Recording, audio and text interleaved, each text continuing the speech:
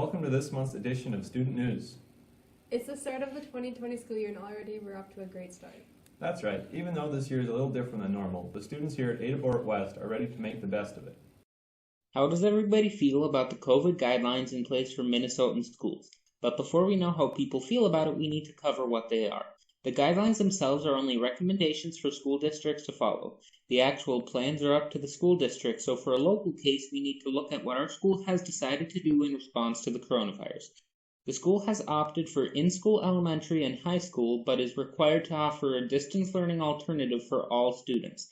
Masks are required in the building at all times and social distancing is required at all times. Picnic tables have been set up outside the school for lunch alternatives to offer more space in the cafeteria. Now, how does everybody feel about it? According to a survey sent to the high school students, only 20% of students agree with the guidelines, while nearly 30% disagree with the guidelines. 50% of respondents didn't care about the guidelines. However, in the field of sports, which have recently been given a go ahead, 50% of students disagree with limiting sports, while 32% agree with it, while the rest of the respondents don't do sports. Answering the question if students are scared of the virus while in school, 81% of students do not fear the pandemic in a school environment. 55% say the guidelines make it harder for them to learn, and 17% say they aren't doing well because of the guidelines. Now, when asking Aaron Cook how it feels from an administrative standpoint, he responded, "I was very happy with all the feedback we received from various staff members and committees throughout the summer. We were able to evaluate many different procedures and put the best possible plan in place. While the year is different, we are going to do what we can to make sure it's a positive experience and keep our students in the building."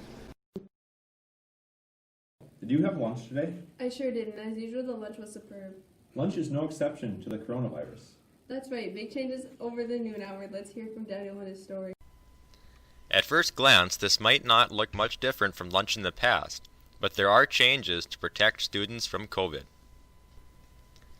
I talked to Principal Carlson to find out just what changes have taken place.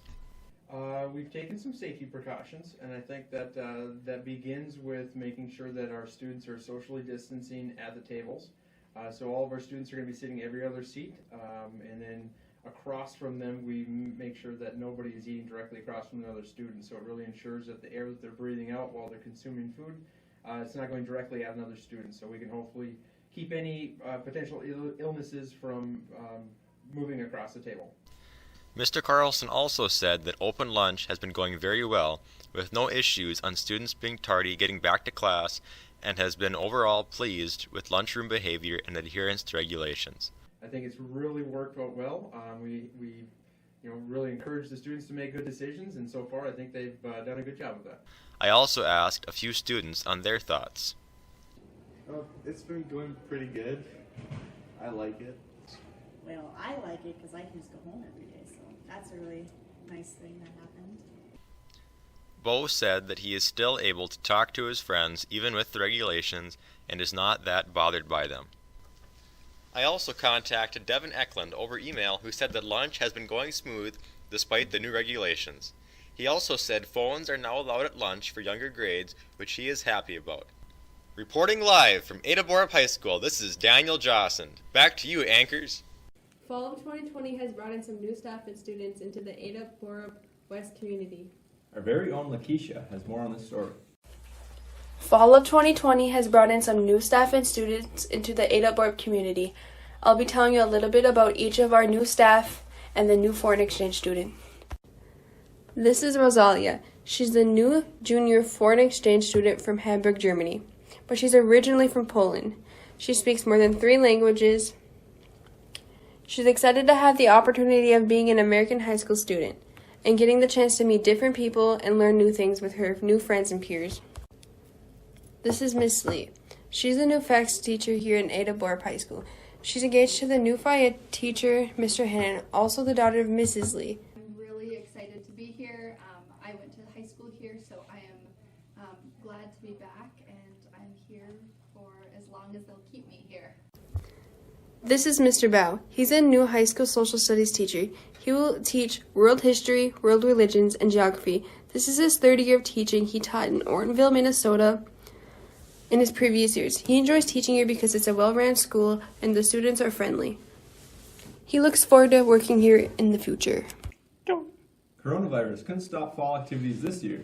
Well, it looked gloomy at first. Ada Borup West was able to participate in all their fall sports this year. Kayleana Dahl was in the field to report on this story. The 2020 fall sports seasons have definitely had some big changes compared to the previous years, with trap shooting and cross country starting as usual, but volleyball and football being moved to the spring and then back to the fall by the end of September. Things have been pretty hectic. The volleyball and football season started with 3 weeks of non-official practice beginning September 5th, and in those weeks the Minnesota State High School League moved the seasons back to fall. While football has a limited number of fans, which is 250, the volleyball players are allowed 2 tickets for people to come to each game. The volleyball season will consist of 14 games, with playoffs starting December 7th. There will be no state game, only the section championship, along with no weekend tournaments. I spoke with Mr. Lee about the new rules to the game. Between each set, the ball will be sanitized or a new ball will be used. The bench will be spread out and the players and coaches on the bench will be wearing their mask. When on the court, a mask is not needed. With the team being so young this year and inexperienced, it will be one good learning year for everyone on the volleyball team. Right, so we're starting off from ground zero. And with so many teams around us just hating Ada, because that in most sports we're really competitive year in, year out, boys and girls, I think that they foresee this year is this a team going, this year we're going to beat up on Ada. And I think with what we showed this summer, it's not going to be that way. In football, the season will be 6 games long, with no state game at the moment.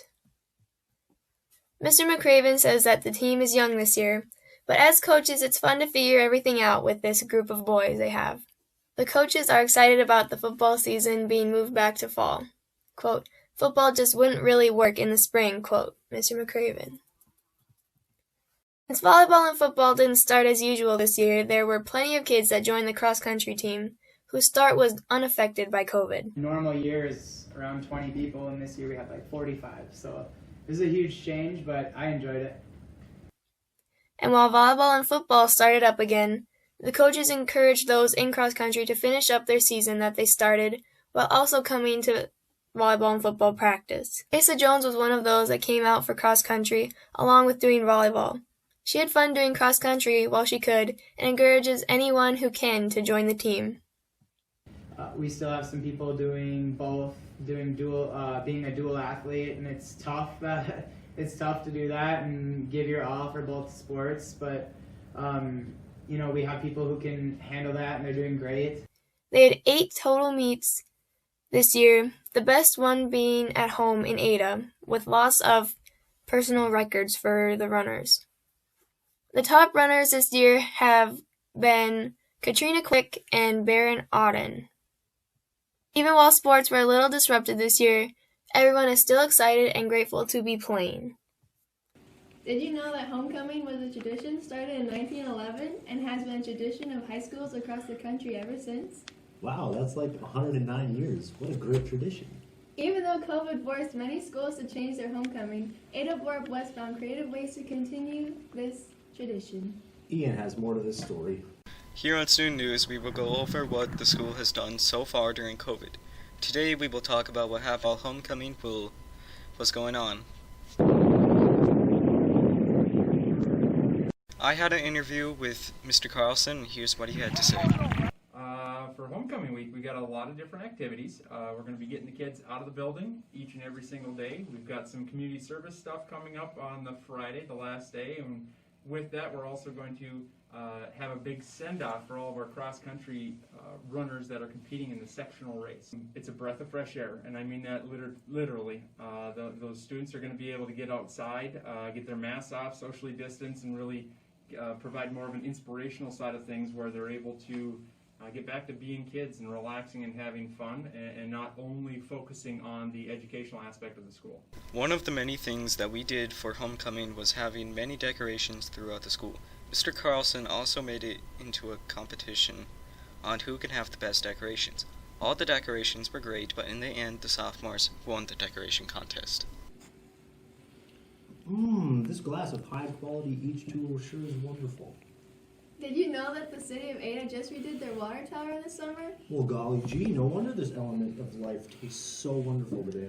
Andy Sept was on site reporting on the refurbished tower. I interviewed Brian Rasmussen from the Ada Public Works. I learned the city of Ada hired LC United Painting from Detroit, Michigan, who will repair the tower at a cost of $584,000. He explained that they cleaned the inside, being it was rusty, and then they sandblasted the inside and entire outside of the water tower, and then painted the entire thing. There was also some new hardware put in, like jets, to keep the water moving and keep it fresh, and also new heating elements to keep the water from freezing in the winter. With a shiny new coat of paint and a snazzy new logo, the Ada skyline just got a whole lot nicer. The school seems to be going through a lot of changes, wouldn't you say? Yes, it has. The school is adding on. Last year, the Ada Borup West community voted on expanding the school, and the work is finally starting. More on the addition with Evan DeVos. 2020 has brought a lot of new ideas and changes to the district. One important one in the school is the new addition. The addition took a lot of convincing of members of the city.